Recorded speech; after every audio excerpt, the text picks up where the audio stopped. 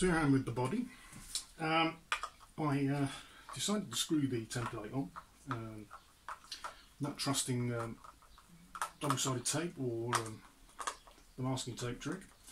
So screw in the neck pocket and screw where the bridge humbucker should hopefully go. All derived off my plans, and this is what we've got now. So one thing I have learnt, using the band score was as scary as anything, but anyway, I got a rough cut of that done with that, and then I learnt, unfortunately, the hard way with the router to go the wrong way against the grain there. So I'm going to have to sand and fill that, but hopefully I can get round that. I'm hoping so. There's a couple of other bits on this side as well. But overall, for my first ever attempt at that, I don't have a router table, as you will see in the little bit of footage I probably got of that. I didn't film a lot of it because I was more worried about doing the job. And so therefore I'm trying to use a normal hand router, first from the top and then from the bottom, with different bits, you know, top and bottom bearing bits.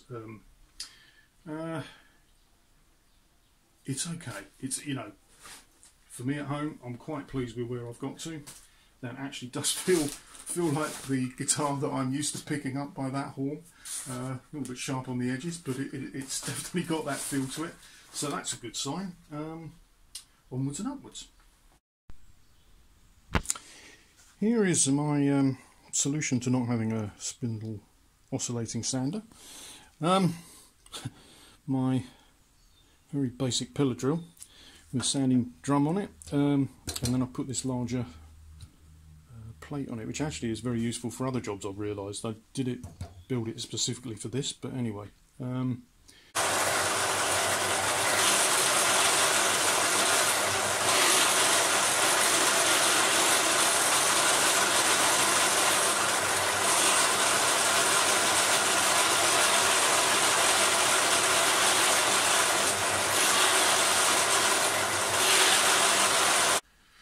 Hello, welcome back. Official t-shirts on. Somebody questioned on the other video that I'm in the kit build.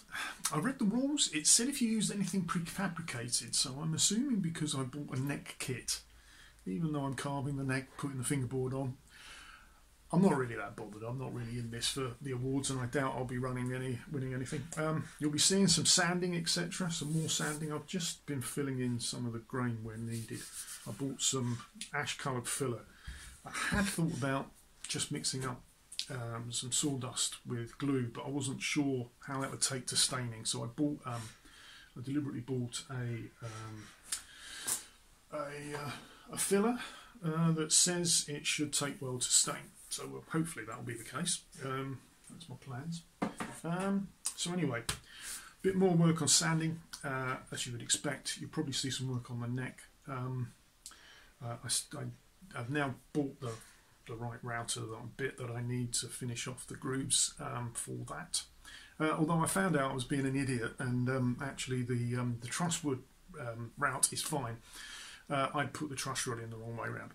I'm a complete idiot, and I had to go and read about how to do it properly, and then realise that actually that's okay. But the routes are slightly too low for the carbon fibre rods, and now I've bought the bit to do that. I'm going to have a go at doing that, so I'll show that as well.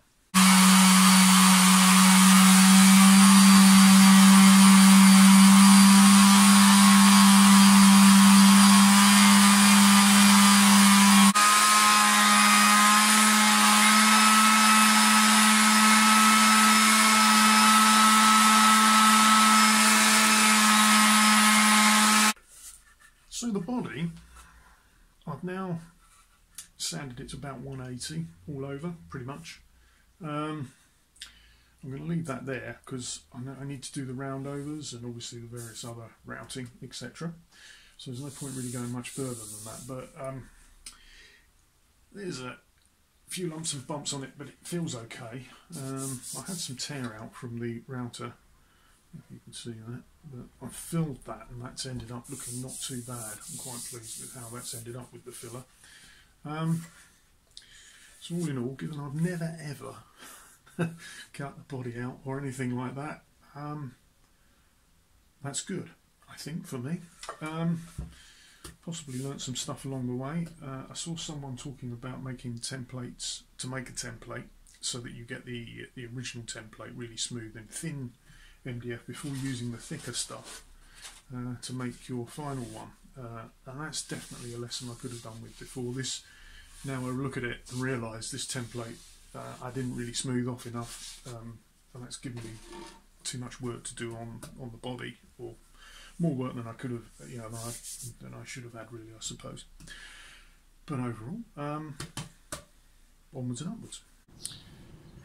You remember on the neck, carbon rod grooves were not the same height all the way down. We've got 7.5 at that, but only 6.5 or so at the other end. So what I've done is I've rigged this up so that I've got the level there, so I can run my router against it. I've bottomed off the bit at this end because that's the right depth, and then it's rocking up here when I put it in there, so that's looking good. And so I'm going to have a go at just taking that little bit off. Given I've figured out how to do it, rather than sand the rods, I thought I'd try and do it that way.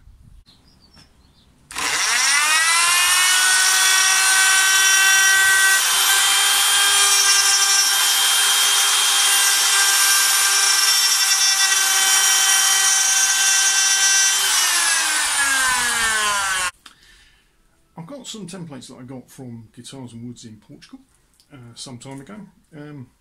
This has got a base, T-style and an S-style. I also bought this, which is clearly a PRS type headstock.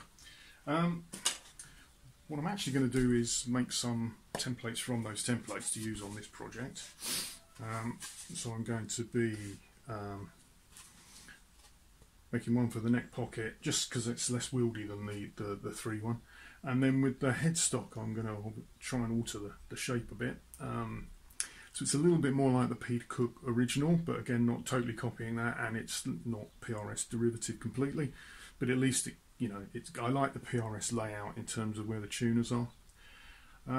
So that's going to be one of the next steps, is making those templates out of this MDF so that they're ready for the project.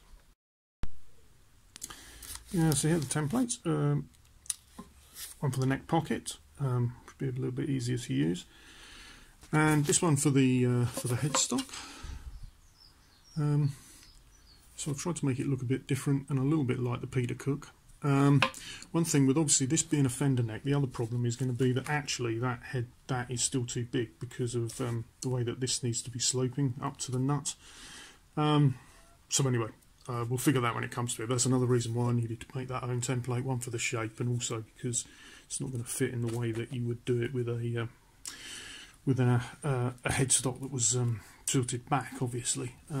So anyway, but I'm quite pleased with the way they've come out, and they're going to help us.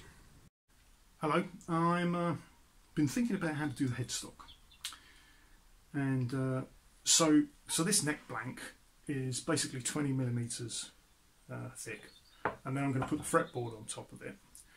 But this is designed, essentially it's a T-style, sold as a T-style neck kit, so it needs to have some taken off so that you get that slope down that you get from a Fender, with the fretboard slope down and then past the into the hole where the truss rod is, and then is flat going backwards. And working it out, this is, as I say, 20mm, so I need about 14, 15 to fit the tuners, etc.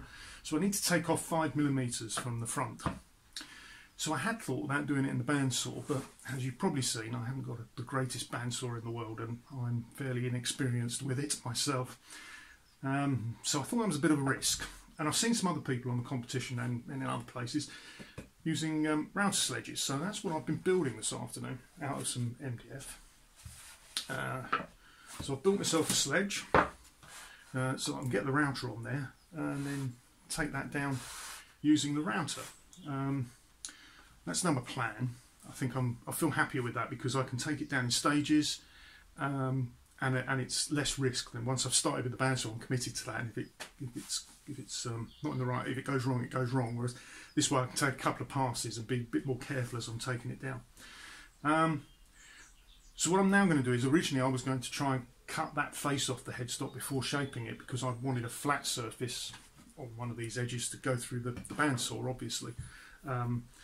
But without needing that anymore, and I feel safer doing it this way. What I'm therefore going to do is I'm going to go back to, I'm going to shape the headstock now whilst it's this width, and then I'm going to use the sledge and route it down after I've done that. That's my current plan. And I'll show you how it goes in some point. Maybe not be in this episode, maybe in the next.